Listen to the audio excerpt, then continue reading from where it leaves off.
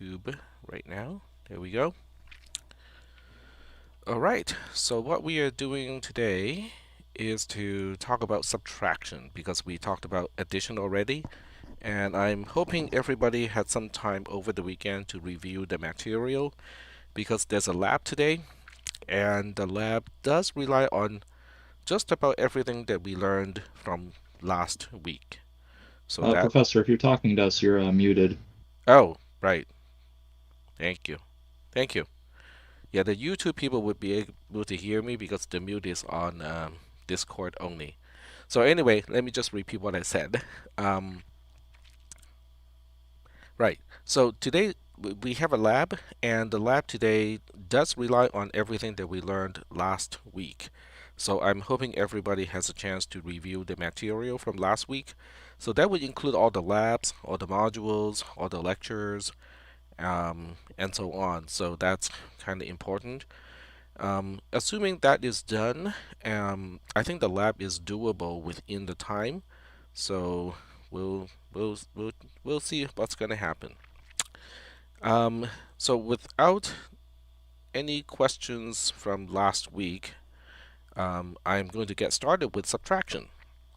All right. So the way I look at subtraction is kind of the same way that we look at addition. So we'll start with some base 10 examples first.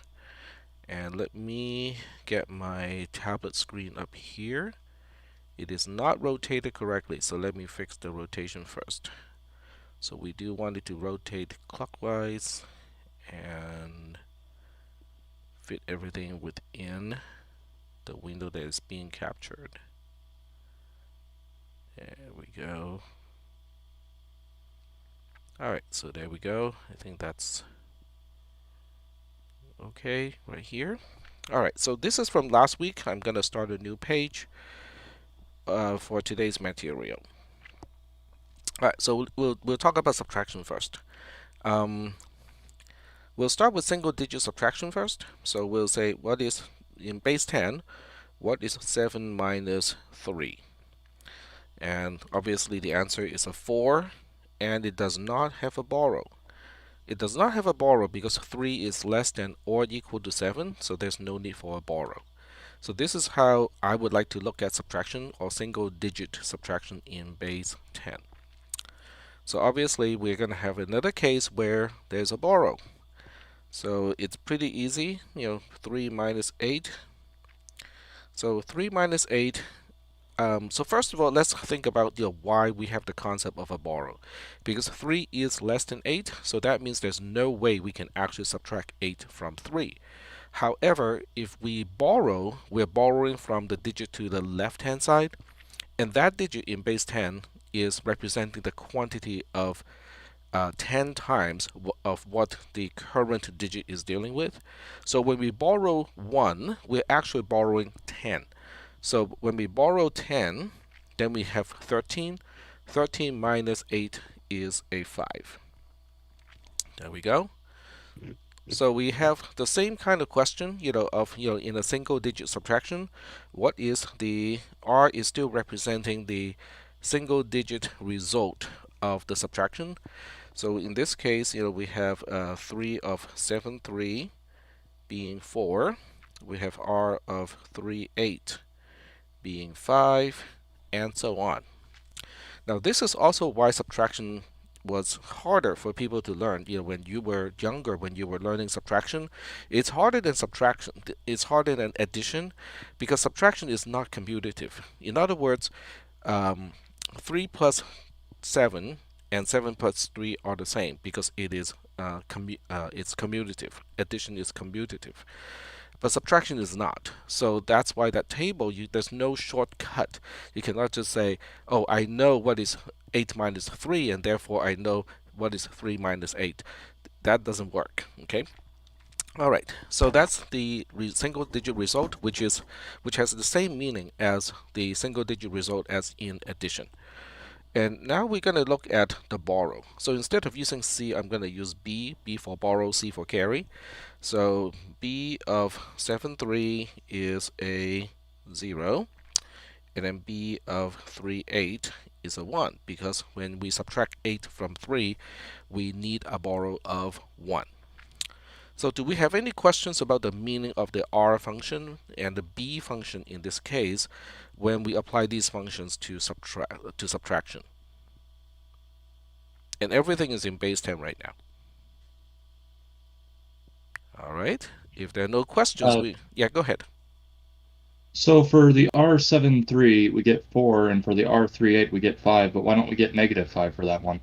Because it is still a single, because we have this 5 here. It's it is still 5. Okay, let me give you an analogy. Um, so let's just say that before I walk out of the classroom, I know there's a bully waiting for me to collect money. I only have $3 in my pocket, and the bully wants $8, and I don't want to be beat up, so I'm gonna turn to someone and borrow a $10 bill.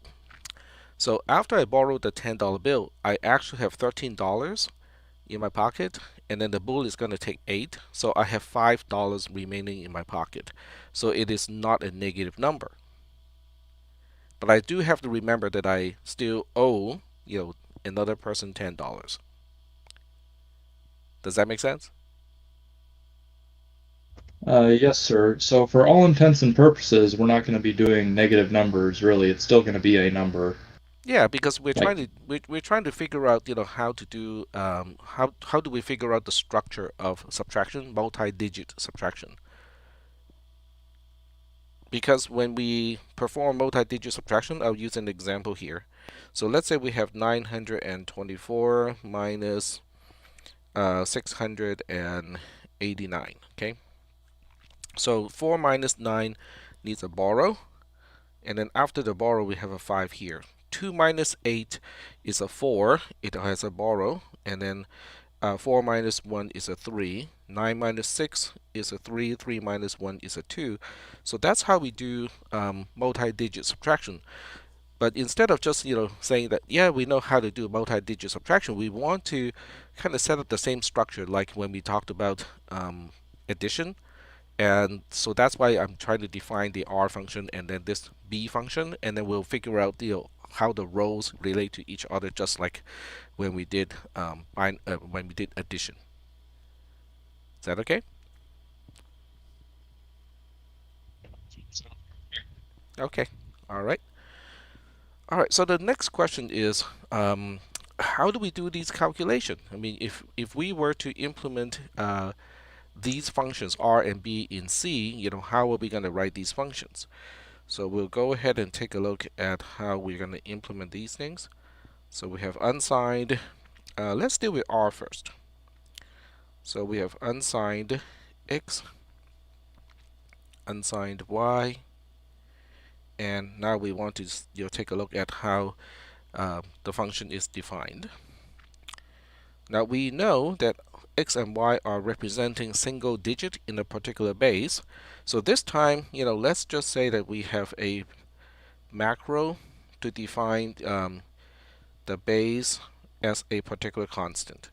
So at this point we define it as 10, okay, but it doesn't really matter, okay, because using 10 as an example just makes it easier for us to understand because we already know how to perform subtraction in base 10. But later on we're going to change that base to something else. All right, so getting back to this question, how do we know the single digit result after a subtraction? Now we know X is a single digit in base 10. We know Y has to be a single digit in base 10. So even though X can be less than Y, it cannot be less than Y by more than 9. That is the most you can do, because the most you can do is to have a 0 minus 9. So in that case, what we can do is we can say, let's just add base to X first. And then whatever this result ends up to be, we'll subtract Y from it. And then whatever the difference after this is, we'll mod it with base. That will take care of the cases when Y is when X is less than Y, because even if X can be less than Y, X plus base cannot be less than y, because base is 10 in this case, but x can only go from 0 to 9, and y can only go from 0 to 9. So the worst you can do is to have x being 0 and y being 9, but even in that case, you have 0 plus 10, which is 10, and then 10 minus 9 is a 1. So are we doing okay so far with how we define the result function, the R function, in a single digit subtraction? I'd say you're explaining it pretty well. Sorry? I'd say you're explaining it pretty well. Okay, thank you. Alright, so now we're going to move on. And we're going to move on to the borrow function. So the borrow function is technically a Boolean. And since C doesn't actually have a Boolean, we'll say int. And then we have B. And once again, we have unsigned X, unsigned Y. And I'm going to use a ternary expression here because I really like to use ternary expressions whenever I can. All right, so there are only two cases, right? There's only the case when x is less than y and the case when x is not less than y. So that's pretty easy to do because if x is less than y, then we return a 1, otherwise we return a 0, and we are done. And you can probably see, how the ternary expression is a much more concise way to encode. Otherwise, it would have been if then else. And personally, I think this is a lot more concise. To some people, it is less readable, but I think that's because of exposure. I think most people do not have a lot of exposure to ternary expressions, but ternary expressions are basically present in just about any modern programming languages. And as a result, I think because it's concise and it can go inside a parameter or inside anywhere within an expression, unlike a conditional statement. So I think it does offer some flexibility that conditional statements do not offer. So in this case, I'm fairly sure that this definition of the B function is pretty easy to understand. If x is less than y, then we return a 1, otherwise we return a 0. So even when x and y are the same, there's no borrow. That kind of makes sense, right?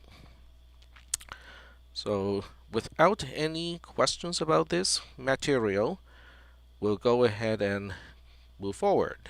So I'm going to give you guys a chance to ask questions about the R and the B function before we move forward. All right, I am not seeing any questions in the text channel nor the voice channel, so we're going to move forward. So moving forward is to define the same kind of structure that we have in addition, and then we also want to change the base from 10 to 2 and see what happens. So we'll have x, y, and we'll have q again, but this time we have a t.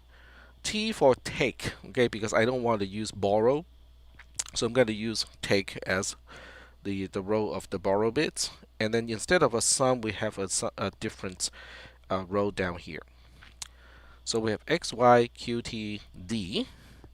Q is still defined to be r of x, y, so in this case r is, let me rewrite this. Okay, don't copy it. Let me rewrite this because I want to make it sensitive to the digit position.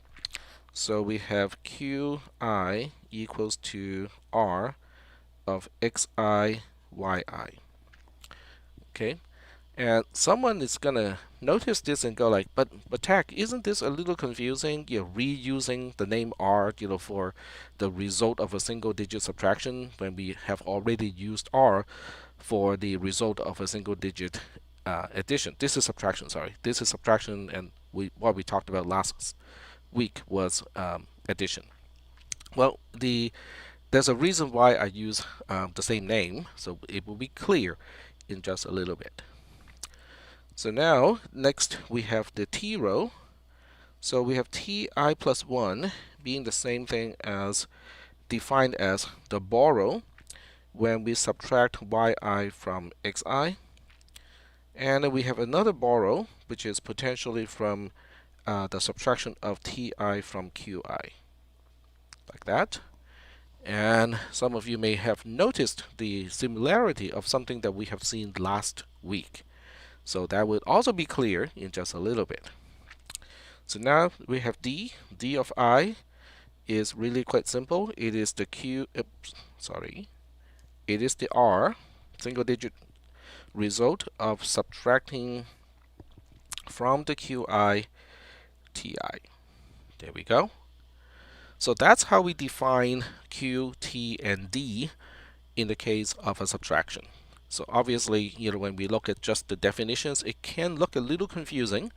So what we'll do is we are going to have an example. So this is all in base 10. So we have 900 minus, let me pick one example where I have different scenarios that I want to illustrate.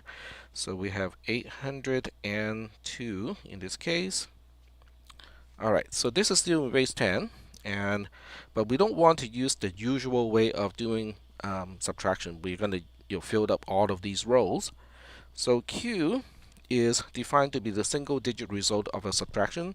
So 0 minus 2 has a single digit result of 8.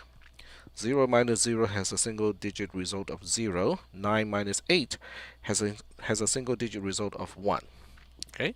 So I'm intentionally not handling the borrow at the same time when I perform these subtractions, because I want to emphasize how we're going to use these definitions down here to handle the borrow. So now we have another subtraction, and now this particular row are all the borrows. This one here is an input bit, so I'm going to define it to be 0. And most of the time it's 0, but it really is an input pin. So sometimes it is a 1. Okay, so we'll talk about why we want that to be an input pin. Okay, but for now we'll just say it is an input pin. So now we want to figure out this particular bit. And for this particular bit, we have to look at the borrow. Is there a borrow from here? When we subtract 2 from a 0. And also we have to take a look at, is there a borrow when we subtract a 0 from 8? The answer is there's only one, right? Because 0 minus 2 has a borrow, but 8 minus 0 does not have a borrow. So we have a borrow of 1 down here. Now that we have these two figured out, we can now try to figure out what this digit is going to be. 0 minus 0 does not have a borrow, but 0 minus 1 does. So we have a 1 over here. Now we can figure out the last row, which is actually the result that we want. We have 8 minus 0 being 8. That's the single digit subtraction. 0 minus 1 is a 9. And then 1 minus 1 is a 0. So this is telling me that 900 minus 802 is 98 in decimal. And I'm fairly sure that we all can verify that this is indeed the result. So I'm only using this to illustrate the structure of multi-digit subtraction and all the components that may not be clear in the normal subtraction notation, but now they are very, very explicit. So, and I'm seeing an error on the YouTube side. Let me take a look first. Not exactly sure what is going on that side. Oh, okay. It's just complaining that the viewer may be experiencing buffering because I don't have enough. I'm not feeding YouTube enough video, so it could be a networking issue. Not really sure why. Okay. So for people who are on Discord, are we experiencing any buffering issues? Do I sound like I'm stuttering? No, you You get know, a little bit of a buffer, but you're fine, and on YouTube it looks like it's fine as well. Okay. All right. That's good to know. Thank you. Okay. All right. So now we're going to move on. Okay. So do we have any questions about the example in base 10? Yeah, I do. So Yeah. what we would not get like a 98 in the first row? We can get it in like what where's 108? We can get it there though. We don't have to do 110. Is there any reason? I thought I just explained that, being that this will allow us to formulate how we can do this in binary and in logic gates. Because we Oh, want to sorry, I look didn't at, hear that. okay, because we want to look at the structure of subtraction. So we are not merely just, redoing everything and just do it by hand, but we are trying to figure out the actual structure. And if we don't separate the t row like the way I do here, then it is not very clear how t is defined as it is defined here, that it depends on the borrow of subtracting y from x, and it also depends on the subtraction of t from q. Got it. Thank All you. right, very good. All right, so now we are done with base 10, okay? Because I'm only using base 10 so that we feel familiar with the subtraction, and so I can focus on the structure of the subtraction. So now we're going to switch to base 2, okay? So I'm going to switch to, when we switch to base 2, we'll have one single digit x, one single digit y, and then we'll calculate what is rxy, and we'll calculate what is bxy. But remember, this is all in base 2. Okay, so we'll emphasize that this is in base 2, like that. All right. Now, in base 2, there are only 4 cases that we have to handle, because x can be 0, and then y can be 0 or 1 when x is 0, and then when x is 1, y can also be a 0 or 1. So we use the very typical pattern. I personally use, change y, alternately, and then change x, as the slower changing variable. But you can definitely reverse it. I mean, as long as you still end up with the 4 combinations of zeros and ones, we're good. Okay. So now we look at the R definition. So the R definition is still here, except base is not 10 anymore. Now it is 2. Okay.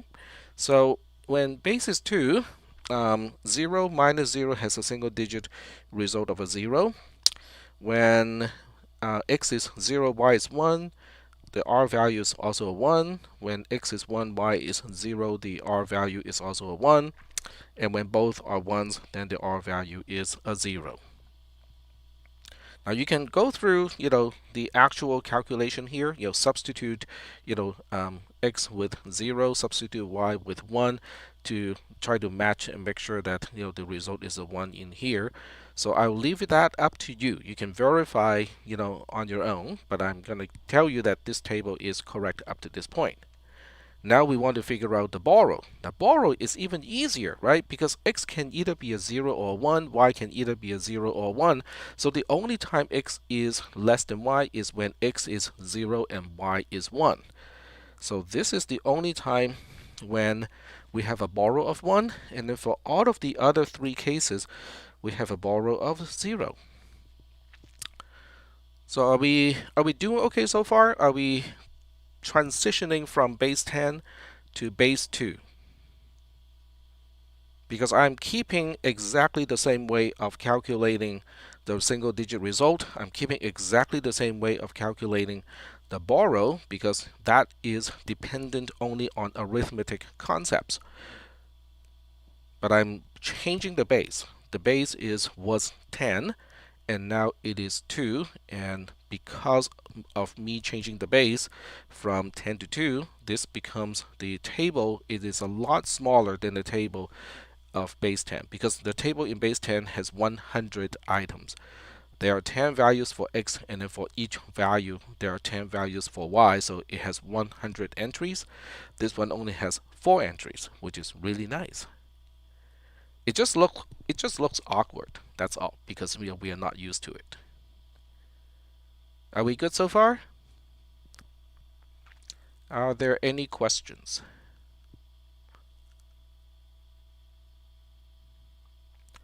I'm staring at the text channel, and We are all good. Okay, we're getting confirmation that we're good. All right. So I just want to remind people, because we are not face to face. So if you have a question and you feel uncomfortable to ask the question, in the general channel, it's okay. You can use the direct channel to ask that question. And I promise that I will not name people who ask questions from the direct channel. I mean, a direct message. So don't, feel shy. Go ahead and ask questions. All right. So if there are no questions, I'm still seeing no questions. So I'm going to move on. So some people may, I'm hoping the entire class has recognized and go like, but Tech, that R function, this column looks exactly the same as the R function for base 2 that we talked about last week. So it doesn't matter whether we are adding or subtracting, the single digit result is the same. Well, yep, you're right. Okay, for those people who recognize, that R looks exactly the same like last week. Well, congratulations, good job. So the only difference is the B column, the borrow column, right? Because there's only one thing that returns a value of 1, and it is when x is a 0 and y is a 1. Okay, so I'm opening a new page, and now we can go ahead and try to define those things. Okay, so we'll go ahead and define rxy the same way as before. It is not x and y, or x and not y, because that's what we talked about last week, including the shorthand of what looks like multiplication is a conjunction, what looks like an addition is a disjunction, is a or. Okay, so we talked about this last week already. So the only thing that's left that we have to do is that we have to define is the borrow function. But the borrow function only needs to have a value of 1 when x is false and y is true. Oh, what about this? This will get the job done, because this particular expression here, not x and y, is going to be true if and only if x is false and y is true. It will be false for all the other 3 cases. So now we have defined R and B. Now it's time to take a look at the ti plus 1 thing. So ti plus 1 is the borrow of xi, yi, and this time this one I'm using addition, okay, and the borrow of qi, ti this time, okay. So now we are asking the question of, well, can we use a or instead of an add, over here? Because we can only do that if we can confirm that we can only have up to one of these 2 borrow functions to return a 1. Because if they can both return 1s, then we have to use the addition, because or will only give you a 1 when you have 1 or 1.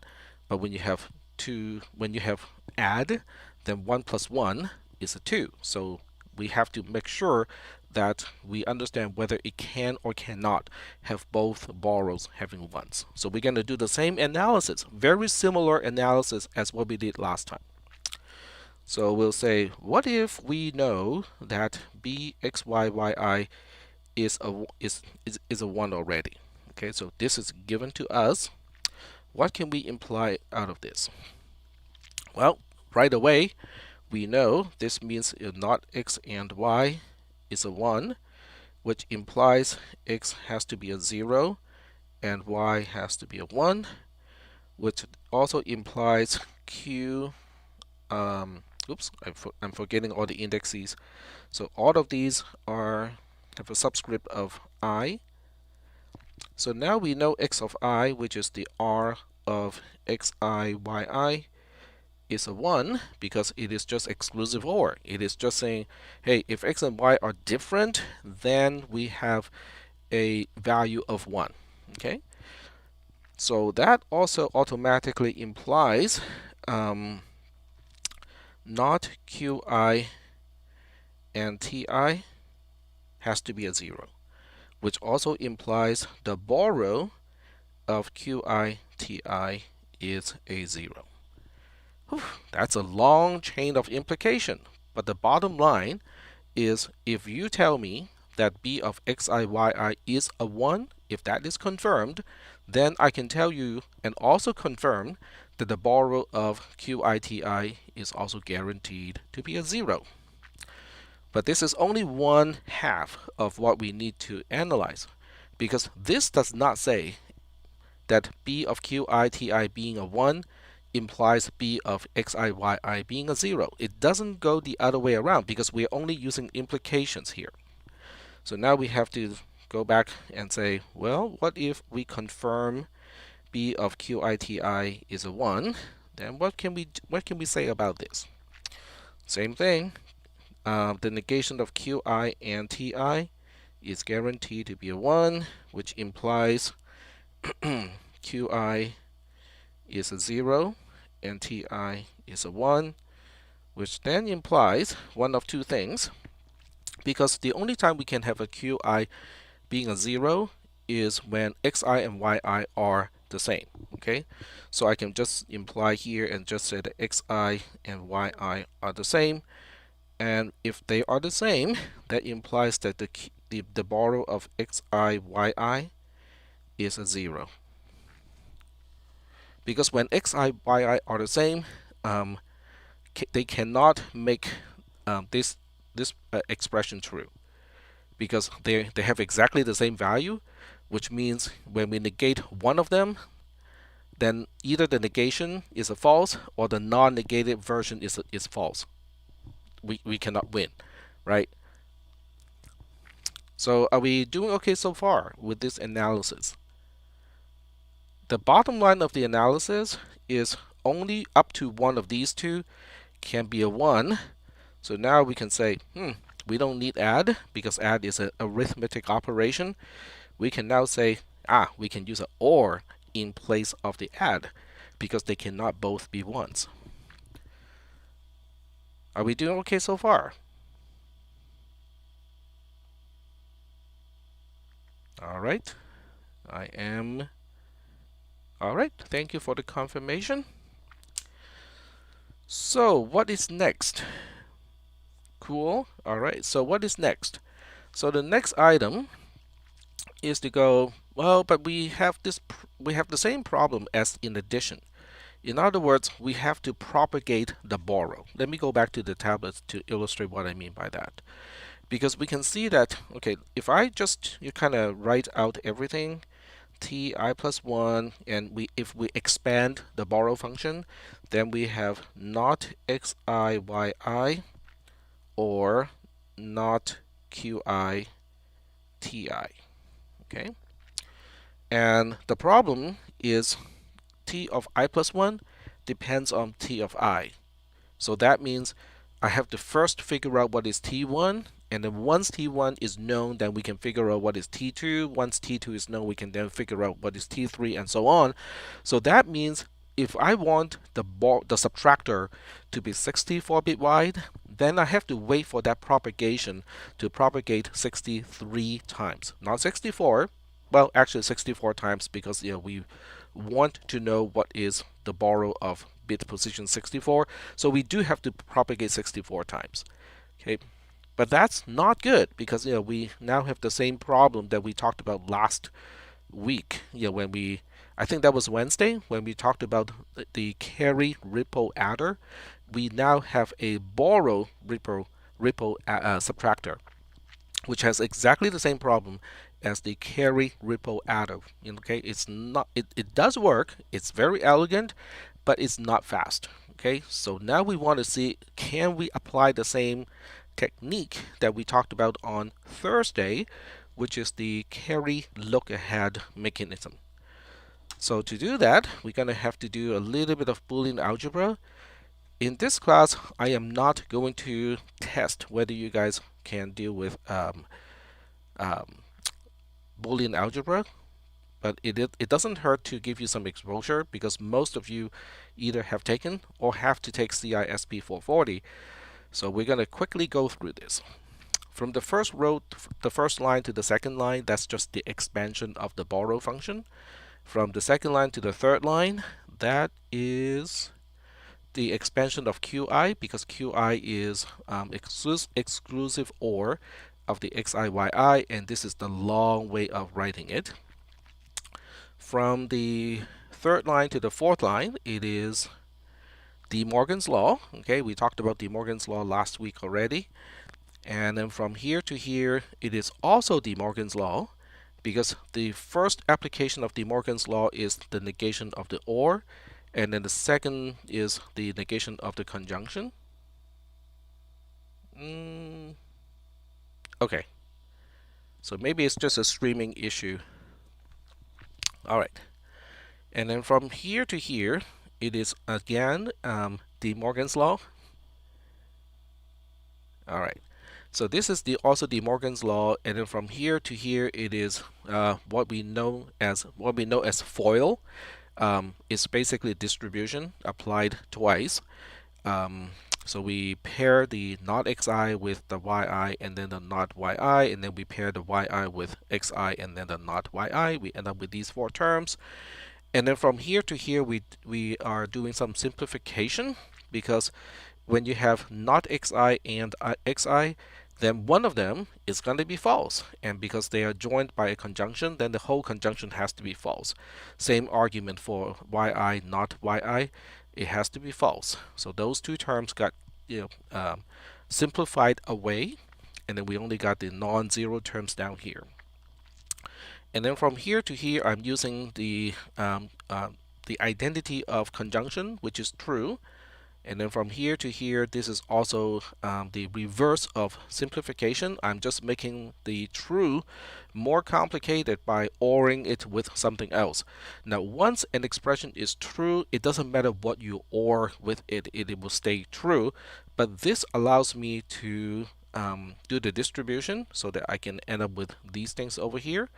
I also do distribution on the other side, so I basically end up with a lot more terms than what we started off with, but that's intentional, because now I reorder the terms a little bit so I can line things up. So if I remember correctly, I'm transposing these two terms. That is doable because in disjunction, it is commutable. Commutable. So that's why I can exchange the order of the items that are being ORed. And once I do that, I use the associative law, basically group these two together, and then I use factoring, because both of these have ti, so I factor out the ti, and then have these things kind of remaining in the item, and then I factor out xi. But then we end up with only yi or not yi. One of these two has to be true. So when we have a disjunction joining these two, then the whole thing has to be true. And therefore we have this true here. But then when we have true and blah, blah, blah, the true goes away because it doesn't really contribute anything meaningful to the conversation. So the true goes away. And then when we only have these two terms left, then I factor out the ti. So I end up with not xi or yi, just like that.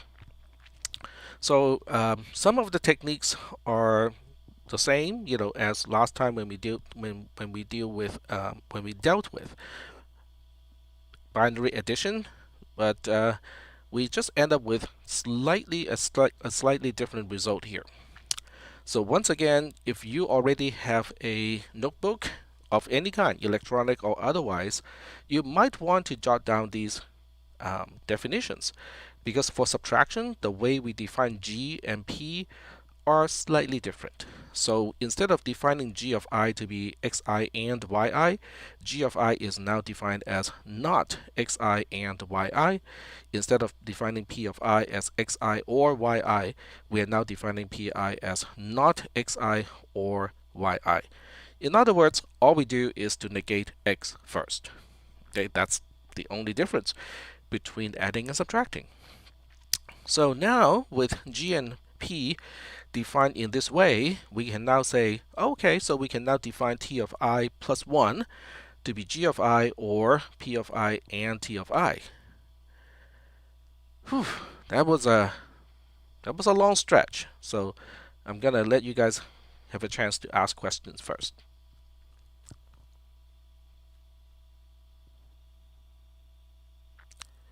All right, I'm not seeing any questions. So if you are thinking and go like, but this is really boring, Tech, we we got through all of the similar stuff last week, and we got to this point, and then we talked about how we can eliminate the propagation, because now that we know how t of I plus 1 can be defined as one term or the conjunction of t of I and some other term, we can use the same technique as last time. It just expand it, substitute, expand, substitute, expand, substitute, then we can end up with the same definitions as last time. If you recognize that pattern, congratulations, because that's exactly what is happening here. And if you look at this closed form, if you change the t to a k, it would have been exactly identical to the same expression that we talked about on last Thursday. Oh, so does that mean, once we know how to make a carry look ahead adder, we basically know how to do a borrow look ahead subtractor? That is exactly right.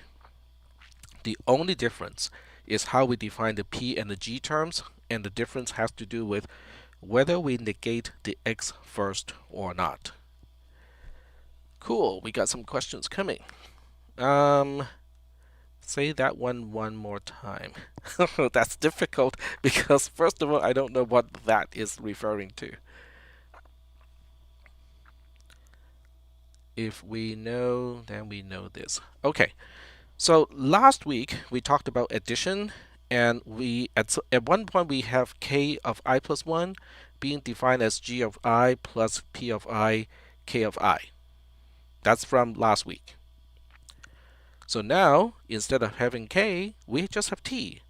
So when we use the same technique of first figuring out what is t of 1, and then when we look at t of 2, we expand t of 1 so that it expands to some term and t of 0, and then when we expand t of 3, t of 3, it will first have a reference to t of 2, but since t of 2 is already expressed in pg and t0, so when we substitute it, then we can distribute the terms exactly the same way that we did last week, and we basically end up with the same structure as what we had last week.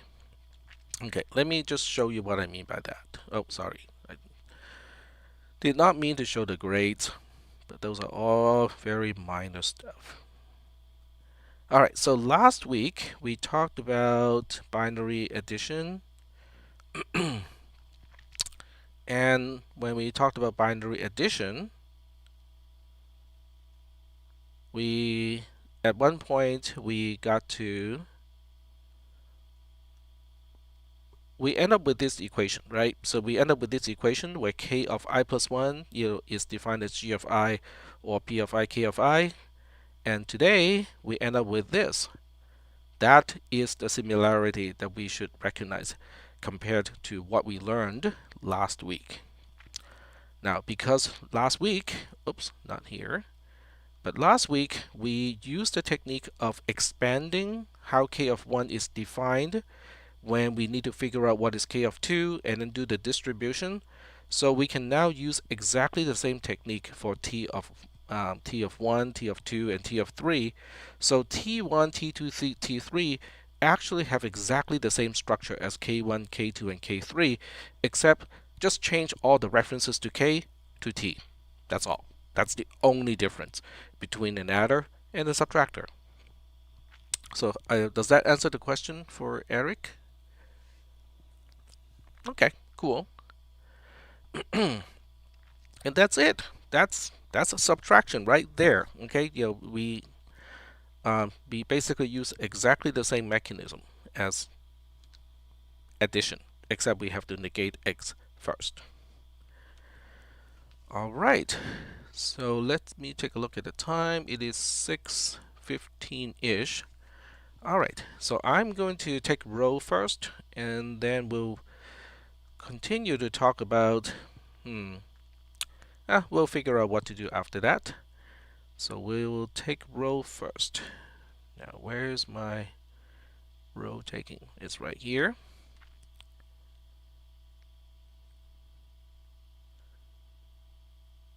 And let me show you the answer to the quiz.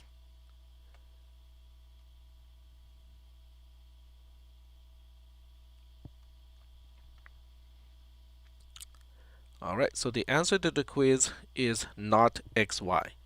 Exclamation point XY. There we go. I just typed it on the text channel. But I have not released it yet, so you guys cannot participate just yet. I'll give you guys until 6:21. That should be enough time. There we go. So we have June 14th or 13th, 14th, 6:22 p.m.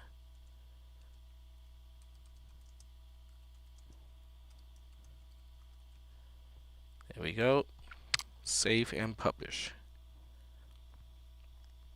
Alright, so go ahead and participate in this activity first, and then when we come back, I am going to kind of go through a few items on my tablet to kind of help you remember what we talked about last week.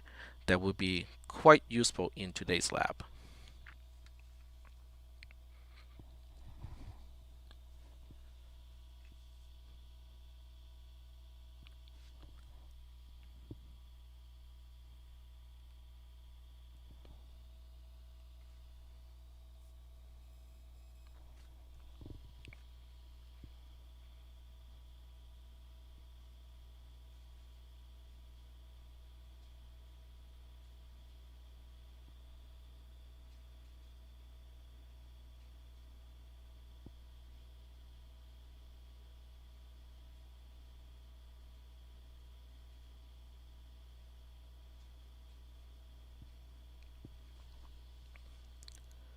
Does anyone need more time? If you need more time, you can direct message me so I can delay continuing the discussion.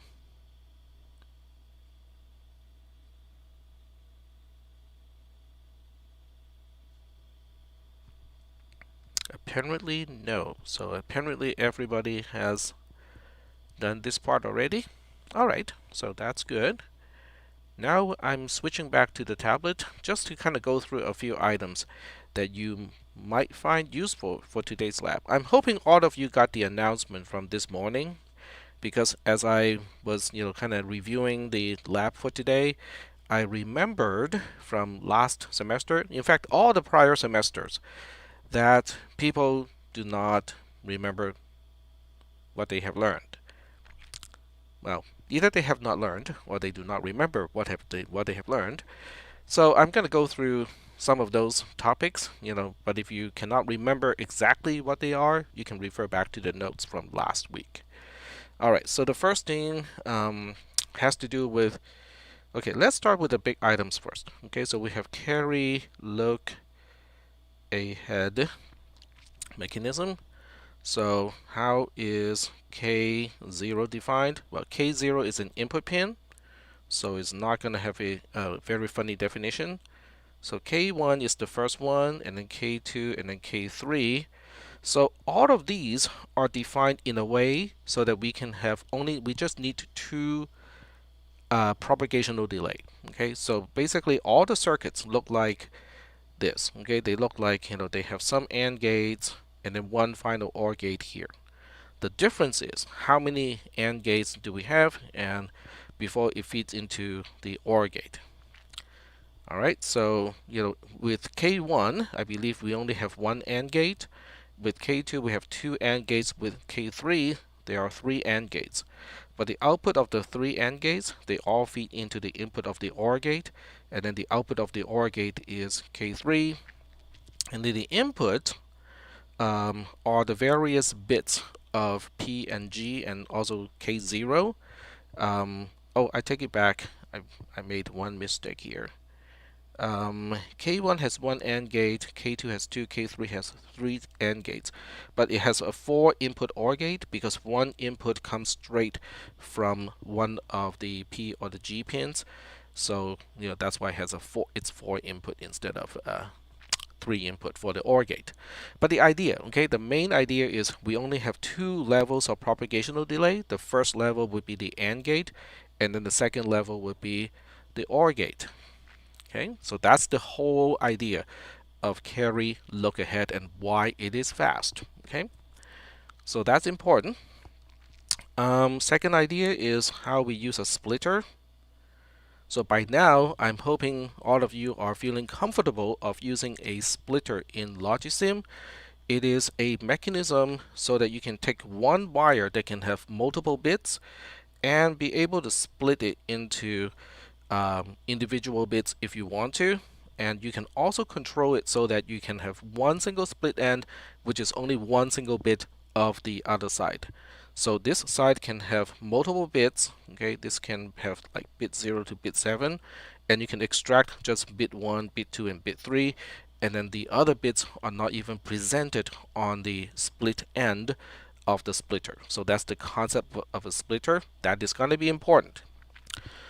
We talked about the concept of a multi-bit construct. So we talk about multi-bit input pin, multi-bit output pin, and also multi-bit gate. Okay, so that's from last Thursday. Okay, so the concept of being able to use multi-bit operations is going to be important in today's lab.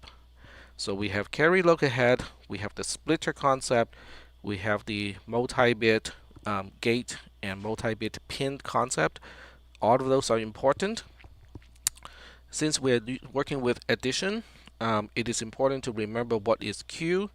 It is important when we talk about carry look ahead, we also need to know what is P and also what is G. So all of those are going to be important in today's lab. For those people who actually, who studied, okay, who reviewed the material, make sure they understand everything, today's lab should be,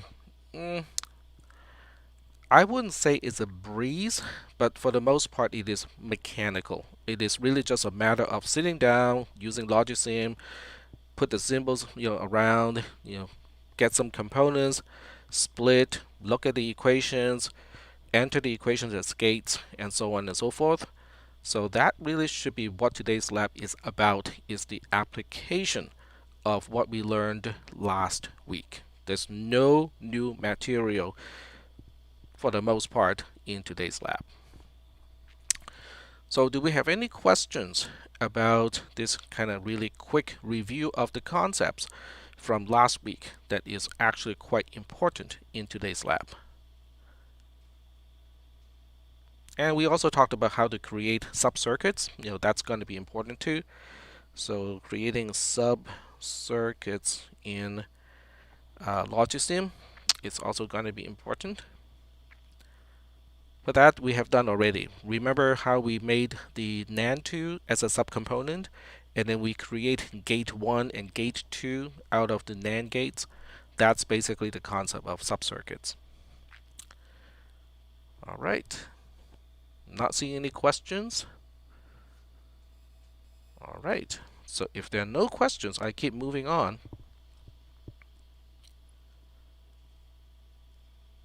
So the next module is about signed value representation. So we'll go ahead and open up this one. And the question is, how do we represent negative values? Okay, so instead of just kind of going through the notes and reading it out loud, I'm going to give you some pictures. Okay, so we'll first start with a picture of the number line, or the integer line in this case. So the integer line is basically just a straight line. 0 is somewhere, right? And then on one side we have all the positive integers. On the other side we have all the negative integers. And we also know that this end keeps going and going. There's no end to it. And so is this end. That's the number line concept. So when we look at the number line concept, we go like, but how can we represent an infinite number of values using only a finite number of bits? The answer is you cannot. You simply cannot represent an infinite number of values using a finite number of digits. So if that is not possible, then how are we going to deal with it? Well, the answer is we just have to define a certain range and basically say beyond this range and given only this number of bits, we cannot represent values outside of this range. That's kind of the bottom line. So that means in computer or in value representation inside a computer, we are talking more like a number circle instead of a number line. Okay, so when we have a circle, so let's think about the number circle when we have, I usually kind of flip between 3 or 4 bits, but since we have been talking about 3-bit adders, let's just stick with 3 bits for now. Okay, so let's say that we have 3 bits only. So we're dealing with 3-bit representation. So let's say this is 0. Okay, so we have 8 possible values that we can represent. And we'll talk about the binary notation first. So this is bit pattern 0, 0, 0. This is bit pattern 0, 0, 1, 0, 1, 0, 0, 1, 1, 1, 0, 0, 1, 0, 1, 1, 1, 0, and then finally we have 1, 1, 1. And then we get back to 0. Okay? So these are the only 8 ways of arranging zeros and ones when we only have 3 bits. Okay. All right, so now we want to think about what about the value they are representing. Okay, so that part shouldn't be too hard, right? Because we talked about base conversion already. So when we look at a binary representation, D0, D1, D2, a 3-bit representation, D0 is telling us how many 1s we have, D1 is telling us how many 2s we have, and D2 is telling us how many 4s we have. Now obviously I really should not be using plurals because you can only have 0 or 1 of each power of 2. So D0 is more like indicating the presence or the absence of a 1. D1 is indicating the presence or the absence of a 2, and then D2 is representing the absence or the presence of a 4. So using that interpretation, well, it's not too hard to think about the unsigned value that each bit pattern is representing. So the unsigned representation, this is quite simply 0. This is 1, this is 2, 3, 4, 5, 6, and 7. Oh, okay. So based on this, it seems pretty clear that with only 3 bits and using an unsigned way of looking at things, we can only represent values from 0 to 7. So the unsigned range, okay, if you have, assuming there are n bits in unsigned representation, the range of values, or the unsigned range, is going from 0 to 2 to the power of n, and then the whole thing minus 1. So that's pretty easy to understand, okay, because there are only so many spots that we can have. So here's the question. We do have to represent values that are negative when we program and when we process data. So the question is, how are we going to represent negative values? So the most intuitive way is to say, well, why don't we use 1 bit to indicate whether the rest of the bits, which specifies the magnitude, is going on the positive side or going to the negative side. That is actually a very intuitive way of using the bits. Well, it has basically 2 problems. The first problem is 0 is represented twice because you will end up with a positive or non-negative 0, and you end up with a negative 0 because they're both zeros. So you're wasting one representation out of all the possible representations. This is a very minor issue because when you are dealing with 32-bit or 64-bit integers, then you're wasting 1 out of 4 billion, or 1 out of, I think, 16. Well, okay, it's 16 times 10 to the power of 18. Okay, that's a really big value, and you're using one, you're wasting one of those combinations of zeros and ones. So that is not really that big of a deal. The real problem of representing negative values, when we only have one bit to represent whether it's going positive or negative, and then the rest of the bits to indicate the magnitude of how far we are going on that side, the real problem is you cannot use the adder or the subtractor that we have talked about. So you will need to have additional circuits, to deal with addition and subtraction, depending on whether the values are positive, are signed or unsigned. So that is a little bit of a inconvenience. Okay, not that we cannot do it; it's just a waste of transistors inside the computer. So we look at this number wheel and we think about this a little bit. Okay, it looks like, if we go in this direction, we are increasing the value, and it looks like when we go in this direction, we're decreasing the value. Okay, it seems pretty clear because 4 going to 3 is going in a counterclockwise fashion, and going from 6 to 7 is going in the clockwise fashion. So clockwise is going positive, increment, and then counterclockwise is decrement. Okay, so using that particular method, it would seem to me that it makes sense that 1, 1, 1 would represent the value of -1. This would represent the value of -2, -3, -4, and that's where we stop. The reason why we stop here is because now we have half the circle representing non-negative values, and the other half of the circle representing negative values.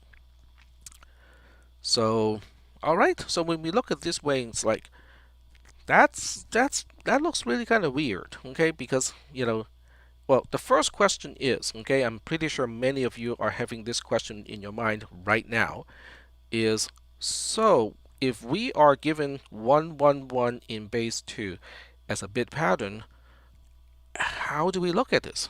Do we look at this as 7, or do we look at this as -1? How many people are having this question in your mind right now?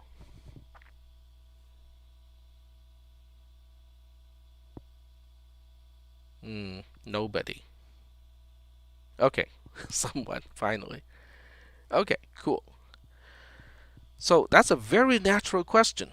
So my answer to your question, to that particular question, is going to be even more confusing, because I'm going to say, why do you care? All right, let me say that one more time. Okay, I'll give you another example. You're looking at a bit pattern of 101 in base 2, and you look at the bit pattern, and you're having this question in your head and go like, but Tag, should we look at this as 5 as an unsigned number, or should we look at this as -3 as a signed value? And Tag gives you a very cryptic answer of, why do you care?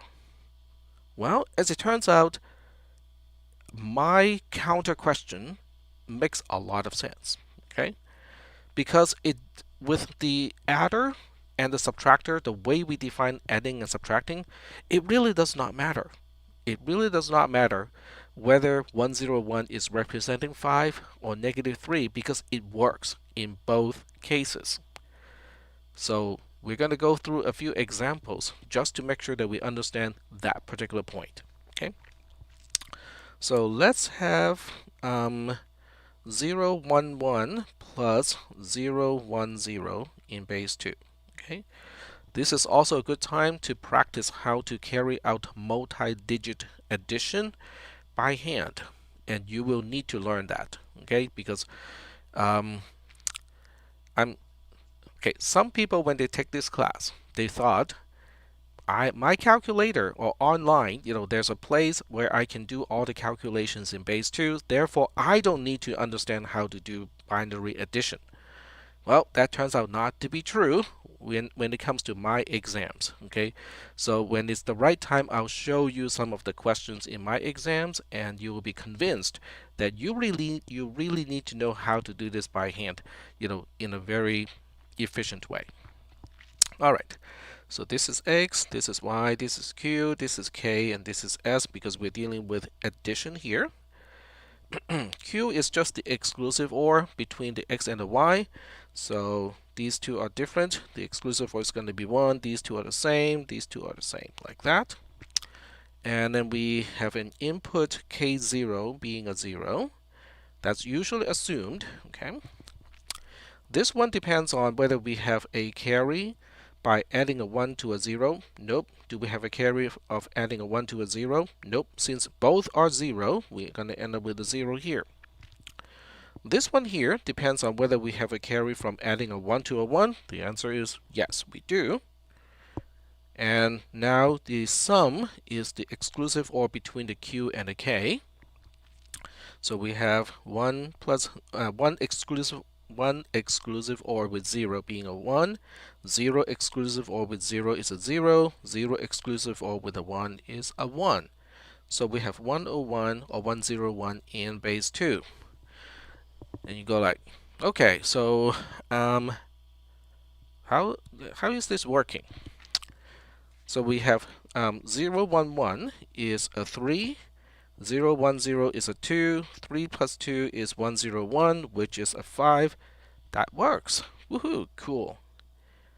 So so the unsigned representation is working. Unsigned representation, we have 3 plus 2 equal to 5. So that seems to be working. And then you look at this from the signed perspective and you say, but heck, that is not working now. Okay? It is not working because 3 is 3, because the bit pattern of 0, 1, 1 can only be representing 3. It doesn't have a different value when it is interpreted signed. And 0, 1, 0 is only 2, but how come we end up with negative 3?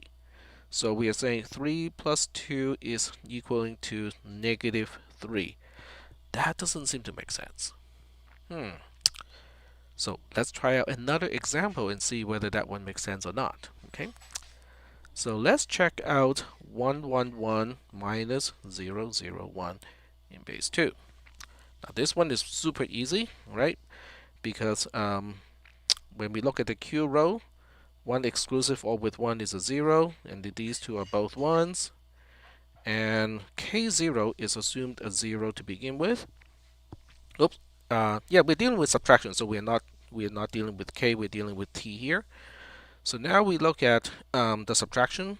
This is the borrow of 1 minus 1 or 0 minus 0. Neither has a borrow of 1, so this one is going to be a 0. This one over here is the borrow of 1 minus 0 or the borrow of 1 minus 0. In either case, it is also a 0. So now we have 0 exclusive OR with 0 is a 0, 1, 1 here. Okay, that's our D row or the difference. So in this case, it does work out in both cases, right? Because 111 can be seen as 7 when it is interpreted unsigned. 110 can be, 001 is interpreted as 1 either way. 7 minus 1 is a 6. That works out. What about the signed representation? 111 is representing negative 1 when you look at it from the signed perspective. And we subtract 1 from it. Do we get negative 2?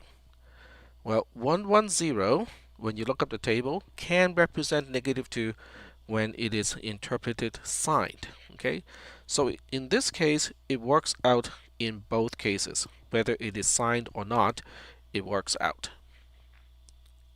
Are we doing okay so far? So in some cases, it doesn't seem to work out, but why is this case not working out? Can someone guess why it's not working out?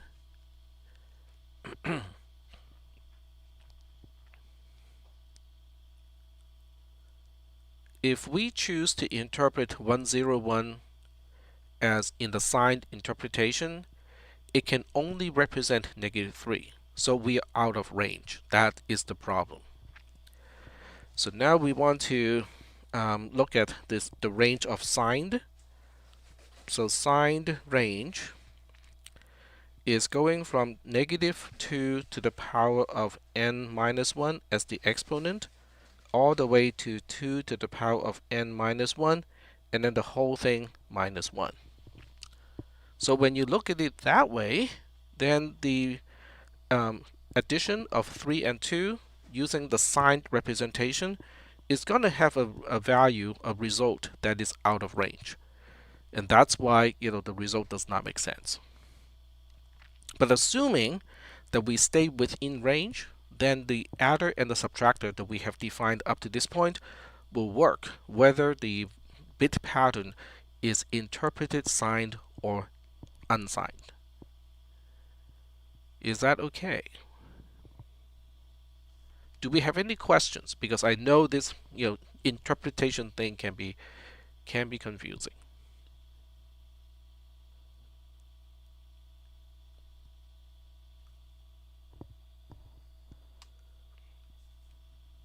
Alright, so there's a question. Aha, I like that question. When does the interpretation happen? So the interpretation does not need to happen until you need to make use of the result of the addition or the subtraction to make a decision. That is when it matters, is when you need to make a decision. That is a very, very good question. We are about a module away from talking about comparison, but this is a very good lead in to that topic, so I'm going to talk about it just a little bit here. That's a -2. I'm not really sure. A -2? -2? What is a -2? I'm not really sure what the answer is, what the question is asking. Okay. All right. So let's talk about when it does matter. Okay. When you perform addition and subtraction, it does not matter. But when you compare, it matters. The reason why it matters is when you look at -1 versus 7 in this case, okay, and you're comparing. Okay, let me take a step back. Okay, when the question is, you look at the bit pattern 0, 0, 0, and you look at the bit pattern of 1, 1, 1, and the question is one side less than the other side, then it really matters. Okay, because if we are using the signed interpretation, okay, so signed interpretation would be comparing -1 to 0, and then the answer is true. But when you use the unsigned interpretation, then you're looking at 7 versus 0. 7 is less than 0 is false. So that is when it really matters, because comparisons will give you a boolean, a true or false value, and most of the time a true false value is used to control branching in a program. Am I exiting the loop? Should I go to the then branch or should I go to the else branch? Or in a ternary expression, should I return the then value or should I return the else value? So that is when it really matters, is when you need to compare values. But when all you are doing is adding or subtracting, it doesn't matter. So that was a very good question, Joseph. Alright, so there's another question. Is it helpful here to add the perspective of mod 2 before comparison? Oh, 2 to the power of number of bits. Right. Yes, so everything is modulus, and that's why it's a circle. Yep. But just because we have modulus, because modulus can be seen in two different ways, because you can basically go with the system where the modulus will always give you non-negative values, or you can also look at it when you can have negative values. So modulus does not really completely address the aspect that we can potentially be representing negative values.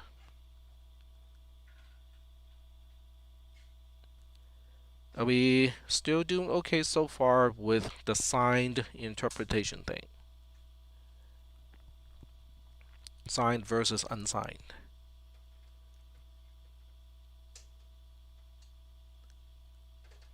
Are we? Is this helping? Is this helping? To clarify, when it does matter when we look at two-bit patterns. When we're adding, it doesn't matter because 111 plus 000 in base 2 is always 111 in base 2. Subtraction, same thing. 111 minus 000 in base 2 is also just 111. So in addition and subtraction, it doesn't matter. It works out in both ways. It is only when we need to compare, when we need to figure out is one less than the other one, then it matters. So it is only when we need to make a decision based on a comparison that we need to be very careful. Are we looking at this from the signed perspective, or are we looking at this from the unsigned perspective? And at this point, yeah, go ahead. Terribly sorry. So if I'm understanding it correctly, the signed number is going into the negatives, and the unsigned is not. It's looking at it from a positive angle. Right? Or not? That is correct. So when you look at the number wheel, and you guys can see the highlighter in a different color, but I cannot. But that's okay. Let me use a marker. Highlighter. There we go.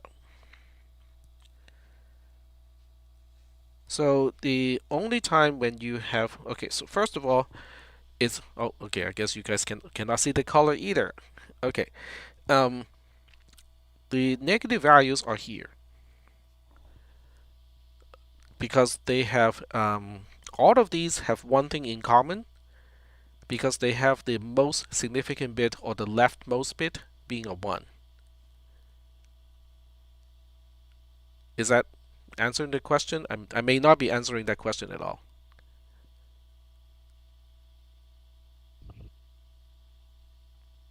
I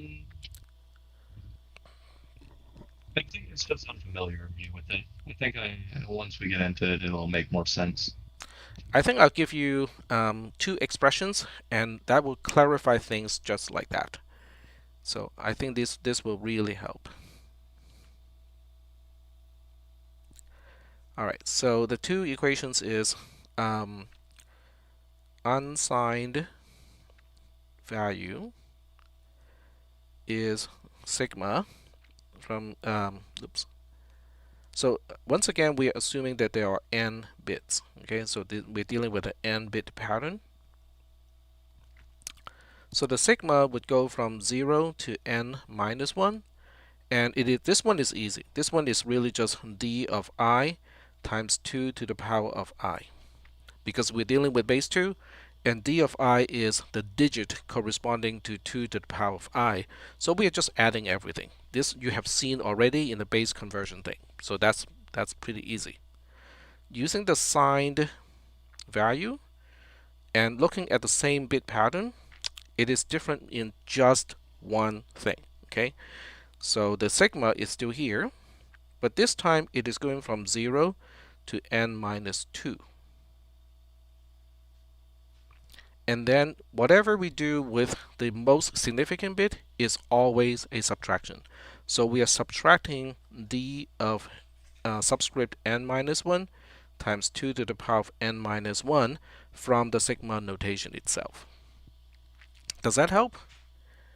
Okay, maybe it doesn't help. So what we'll do is we look at actual bit patterns. Okay, so we'll look at 101 in base 2. So in this case, D0 is a 1, D1 is a 0, D2 is a 1 again.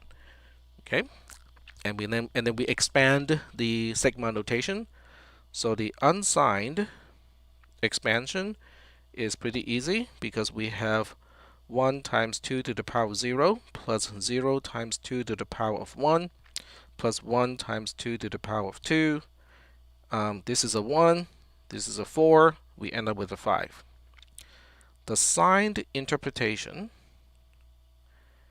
is going to be 1 times 2 to the power of 0 plus 0 times 2 to the power of 1, and that's it. That is all that we want coming from the sigma notation, and then we always subtract whatever d2 is times 2 to the power of 2. So this time we have, this is a 1, this is a 4, so we have 1 minus 4, which is a negative 3. Does that help?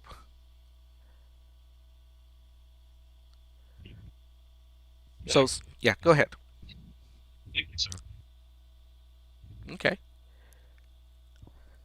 So the signed interpretation is just treating the most significant bit as usual. We are just adding whatever power of 2 is corresponding to the most significant bit and just keep adding everything. Everything is summed together.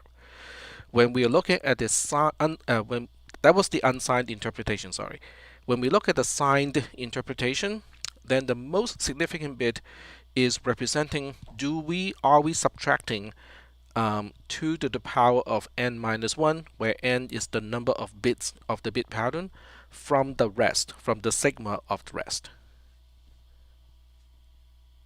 So you might want to, this is the first time, by the way, this is the first time I show the comparison or the contrast between signed versus unsigned value interpretation of the same bit pattern. Because in this case, we are using exactly the same bit pattern. The digits are exactly the same, but the value being represented are different. One is the unsigned interpretation, and the other one is the signed interpretation.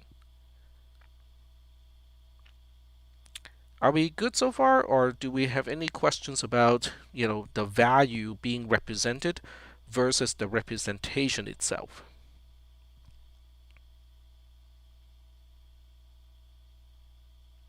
Okay, there doesn't seem to be any questions. All right, well, we are out of time for the lecture, so I would say reading this module is going to be quite important because we have just covered a good portion of the material in signed value representation. So you can kind of review this module when you have time, hopefully before tomorrow. But now we're going to switch to the lab. So I'm going to release the lab for today. It is due at 8:20 p.m. And there are two parts to it. Okay, so the first part is the multiple choice stuff, and then the second part is the file that you're going to turn in. So I'll release the multiple choice part first, because you will need to complete the multiple choice part before you can proceed to the file submission part. Okay. And if you don't mind me asking, sir, I'm guessing you're going to give us the output we should expect from it in the chat like you did last time. Yes. So this time I did. I'll get to that part. I'll explain it. The key is 3x3 part 1. I'm gonna copy and paste it into the text channel, and I'll make it due today, June 14th at 6. Oh, that's 8:20 p.m. There we go.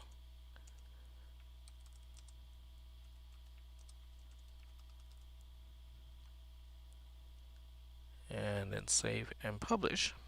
Okay. So you can get started with this one if you want to, but I would like to explain the file submission first, because this time I included a way for you guys to check whether your circuit is working or not. So let me first look at it. Oh, okay, never mind. The explanation is not here. I'm going to release it first and then I go back to the quiz because the last item of the quiz does explain, how to make use of the verification part. But I have to release this first just so that you guys can turn it in. Okay, it's June 14th, 8:20 p.m.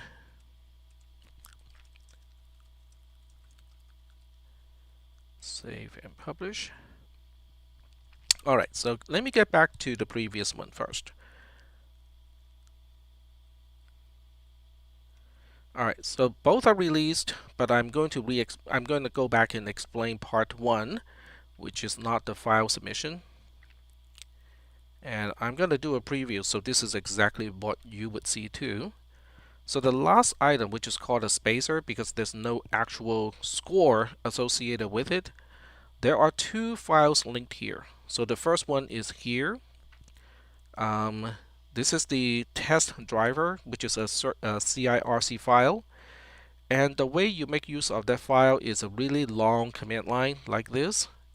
In order to generate, a table, it will basically crank out a 128 row table, which is kind of long for a person to check. And that's what the second file is about. The second file is the log from what the answer is supposed to be. But this step is optional, okay? So if you feel confident that your implementation is correct and you check it by hand a few times, everything seems to be working, there is no need to go through the optional step. But on the other hand, if you want to go check out, how I would grade this file, then you can go ahead and check this out too. So any questions about the optional step? I can even illustrate how I do it, on my side if anyone is curious. Can you show, please? Absolutely. So let me go find the large font command line interface. Now remember, I use Linux, which means, unless you have Linux or a Linux-like environment installed, the command that you will be working with may be different. Okay, so I'm gonna switch to the folder that contains everything. Yep, so this is the one. Alright, so the file that I included, the first one that I included is this file over here. It is basically a driver circuit, and I can also show you what it looks like.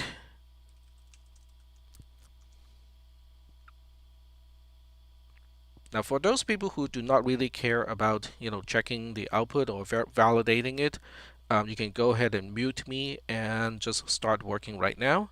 But if you're curious of how I'm going to grade this, this may be important. So after you're done, you are going to create something that resembles, okay. The file that you're submitting is included into the drive circuit or the test driver, and I would basically use the K1, K2, K3 subcircuit that you have as components inside this particular test setup. These are all the test cases. Okay, so I'm feeding all the test cases through the splitter into K1, K2, K3, and then the output of K1, K2, K3 is combined into the output pin over here. And when I run this on the command line, it will give me just the log of all the values. So I'm going to illustrate what I mean by that. So when you run this, it's not going to work. Okay, so if you just go like java-jar, I'm going to provide the entire path here.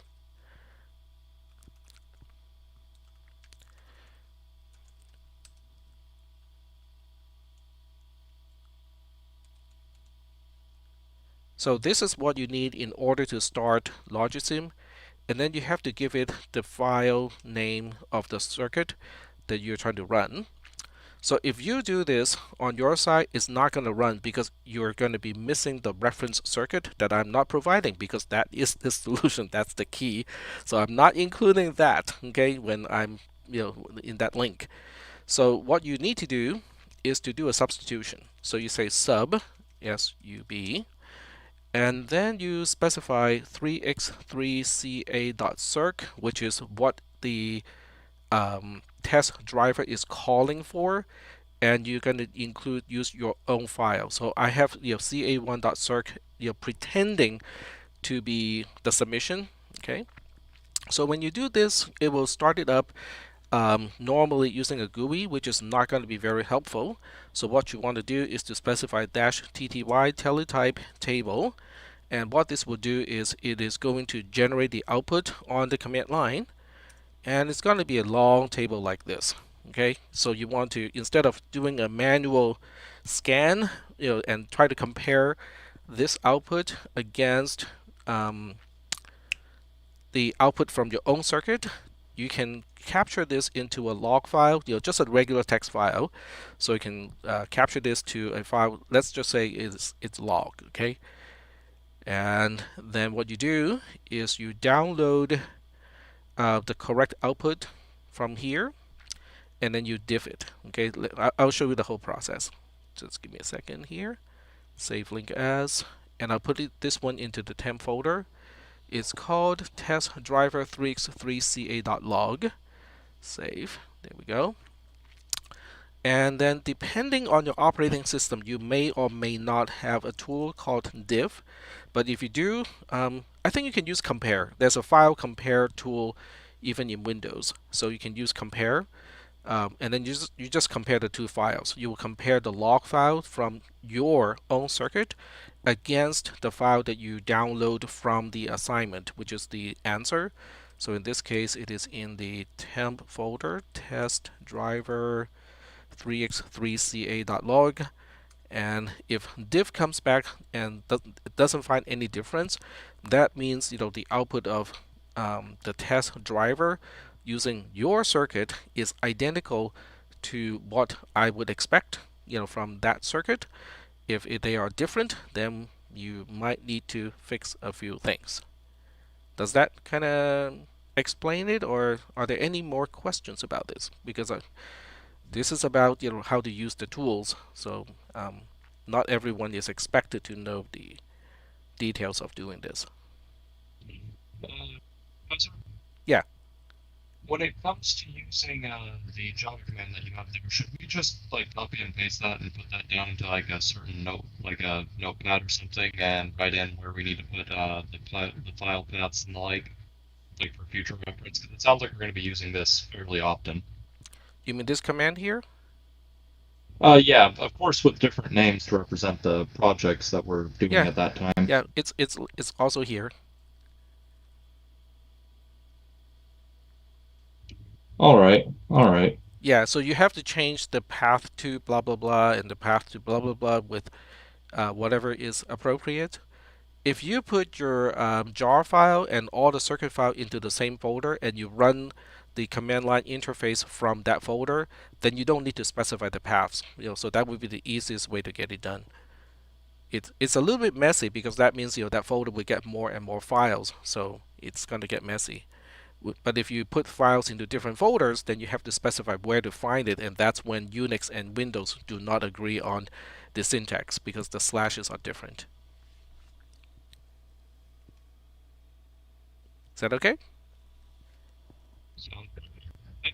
Yeah, so when you get to that point, and if you want me to kind of help you out with the command line, I can certainly do that. I'm